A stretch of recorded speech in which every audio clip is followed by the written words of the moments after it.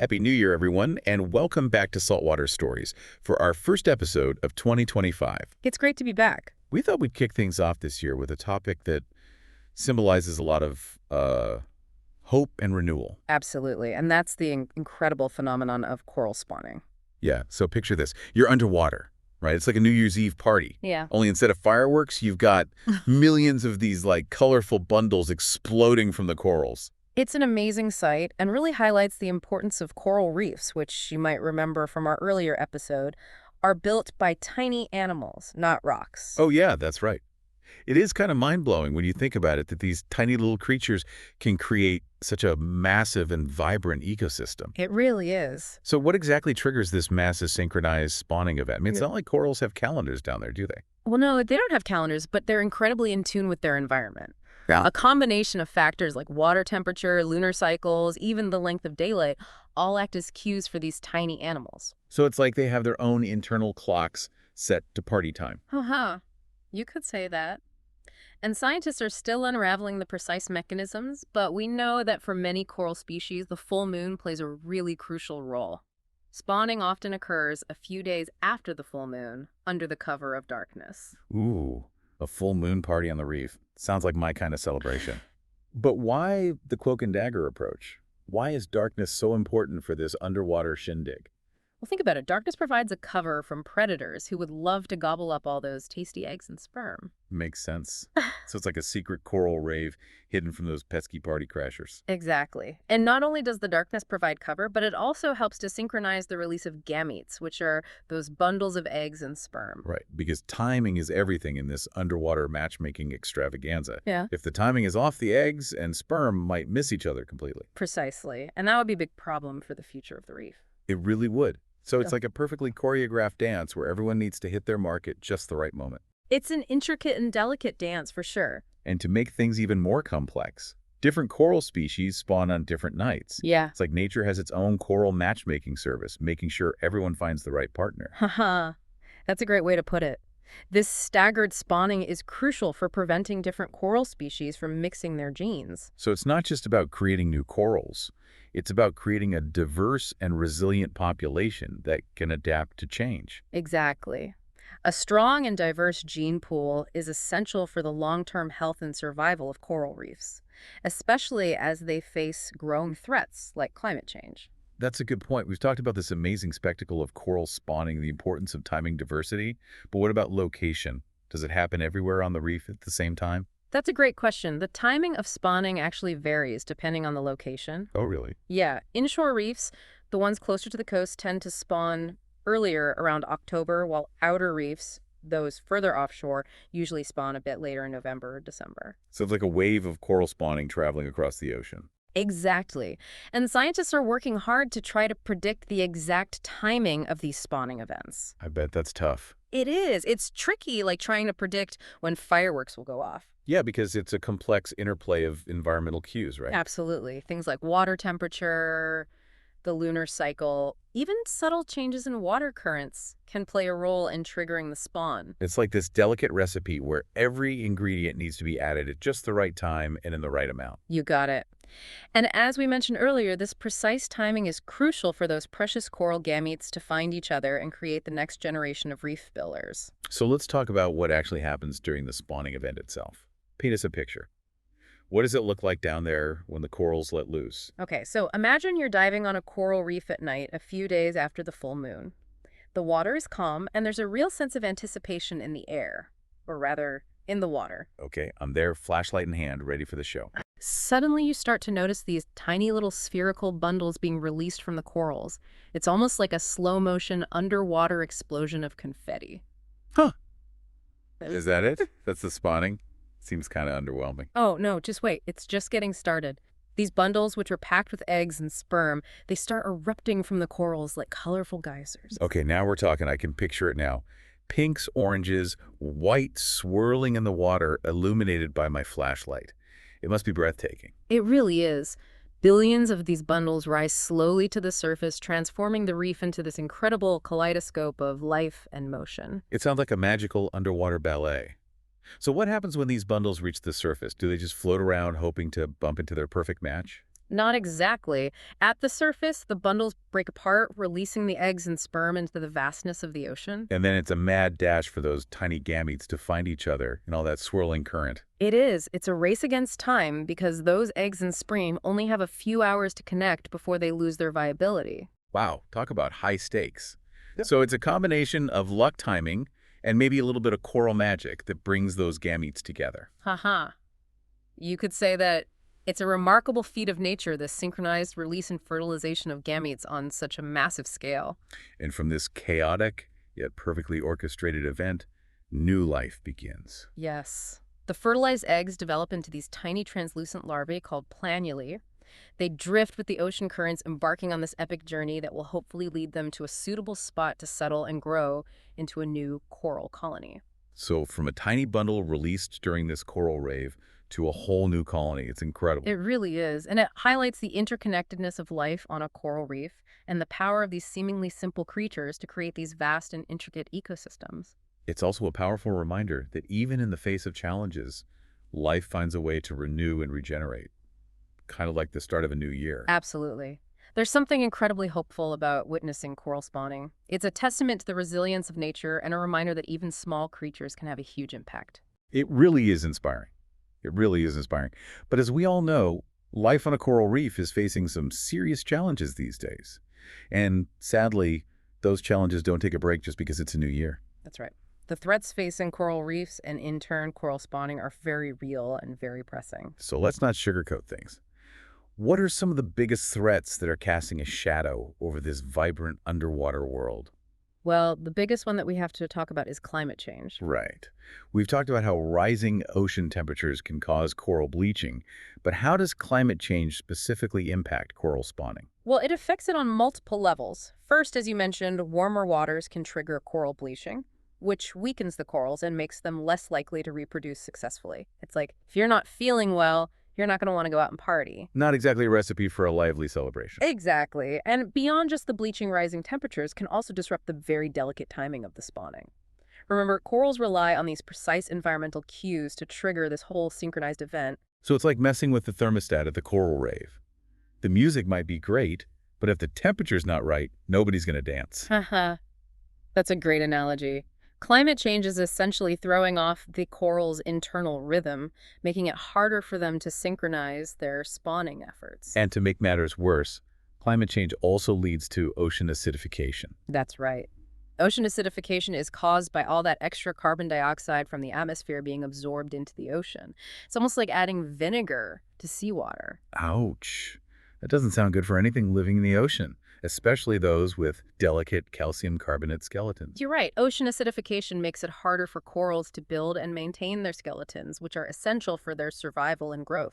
So it's like trying to build a house with dissolving bricks. Not exactly a recipe for a strong and healthy reef. Exactly. And those combined effects of the warming waters and the acidification create a double whammy for coral spawning. It's like trying to have a party in a house that's slowly crumbling around you. Not the most festive atmosphere. And it's not just climate change that's crashing the corals' party. Pollution is another major threat. Sadly, yes.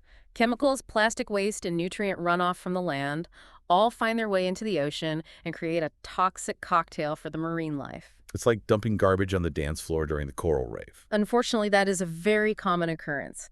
And these pollutants can poison corals, disrupt their reproduction, and even smother them, preventing those precious bundles of eggs and sperm from ever reaching the surface. So it's not just about the party itself. It's about making sure that the guests, those tiny gametes, have a safe and healthy environment to mingle and create new life. Precise. And we also have to think about overfishing, which, although it might not directly impact the spawning event itself, can have really devastating consequences for the overall health and resilience of the reef ecosystem. It's like removing the bouncers from the coral rave. Without those key players keeping things in check, the whole ecosystem can spiral out of control. Yeah, that's a good way to put it. Overfishing disrupts that delicate balance of the reef and creates conditions that are less favorable for the coral growth and reproduction. It's like removing the foundation of a house. So even if those corals do manage to spawn successfully, Their offspring might not have a healthy environment to settle and grow in. Exactly. It's this really complex web of all these interconnected threats, and addressing them requires a multifaceted approach. What it could feel a little overwhelming when we hear about all these challenges facing coral reefs. But let's shift gears for a moment and talk about some of the positive things happening. What are some of the solutions that are giving us hope for the future of these underwater wonderlands? Well, there's a lot of amazing work being done by scientists, conservationists, and communities all around the world to protect and restore coral reefs. That's really good Yeah. news. Tell me more about some of these efforts. Okay, well, one of the key strategies is establishing marine protected areas, or MPAs. These are areas of the ocean where human activities such as fishing and coastal development are restricted or completely prohibited. So they're like safe havens for the corals, giving them a chance to breathe and recover from all that stress of human impact. Exactly. MPAs are like national parks for the ocean. They're protecting not just corals, but the whole web of life that depends on them. And within those MPAs, scientists and conservationists are also working on active restoration efforts. Yes, absolutely.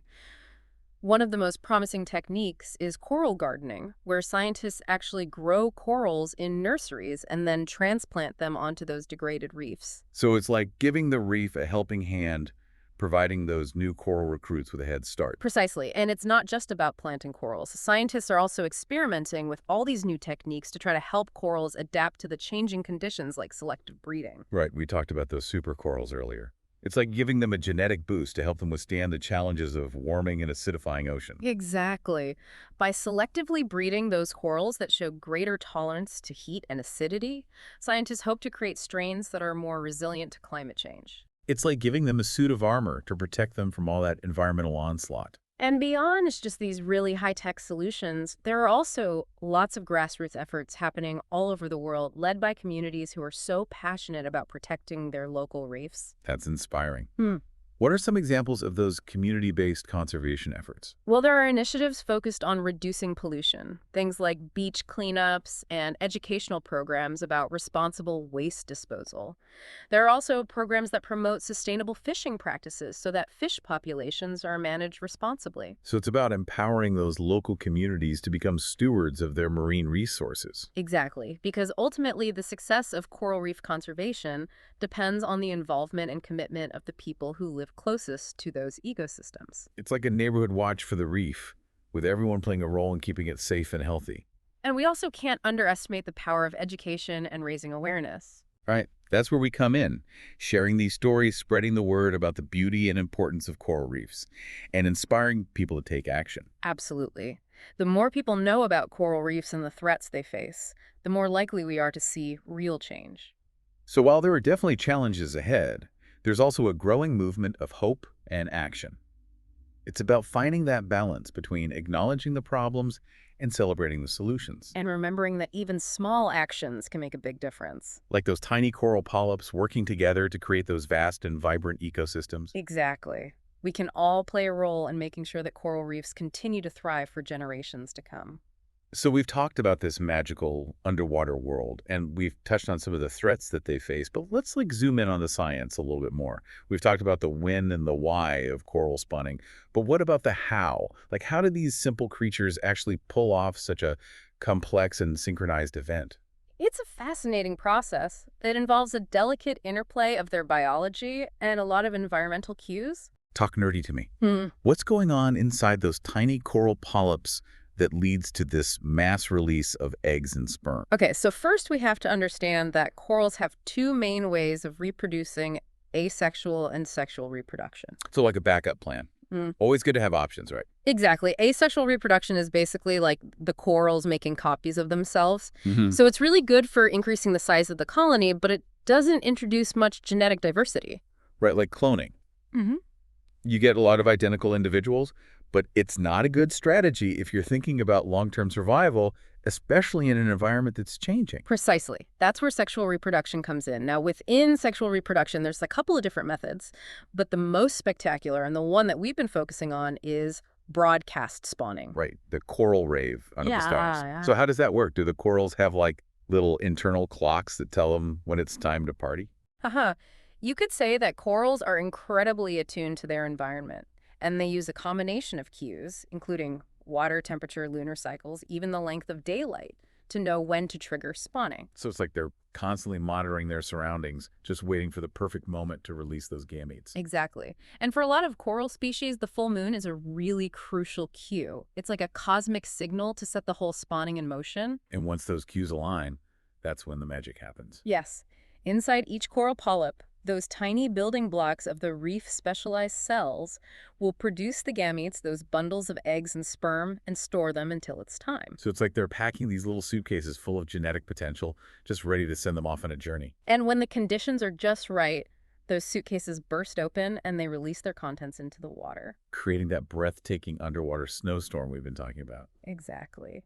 It's remarkable how synchronized and coordinated it all is when you consider we're talking about millions of tiny animals all acting in concert. And this synchronized release is super important to make sure the most eggs and sperm can be fertilized right. Absolutely. By releasing their gametes all at the same time, corals increase the likelihood that those tiny bundles of eggs and sperm will actually find each other amidst the swirling currents. It's like a perfectly choreographed dance to make sure the party is a success. Precisely. And as we talked about before, the timing of this dance really depends on the location and also the species of coral. Right. The inshore reefs getting the party started a little earlier in the season, and then the outer reefs preferring to start a bit later. And all of that comes down to maximizing reproductive success. It's about making sure that the environmental conditions are right for those delicate gametes to survive and to find each other. So it's not just a random event. There's a lot of strategy and evolutionary intelligence at play here. Absolutely. Coral spawning is a true testament to the power of adaptation and the resilience of life in the face of all these challenges. You know, it's really amazing to think about all of this. This tiny little creature plays such a vital role in the health of our ocean. It really is. And they face so many threats, from climate change and pollution to overfishing. We really need to do everything we can to protect them. I agree. And that starts with understanding the delicate balance of these ecosystems and the importance of events like coral spawning. So to all our listeners out there, let's make a commitment this year to be better stewards of our ocean. We can all make a difference, whether it's reducing our carbon footprint, supporting sustainable fishing practices, or simply spreading awareness about the beauty and the importance of coral reefs. Well said. It's a new year, a time for hope and renewal. Let's all do our part to ensure that coral reefs continue to thrive for generations to come. Thank you so much for joining us on this journey into the heart of the reef. It was a pleasure to be here. And until next time, keep exploring. Stay curious.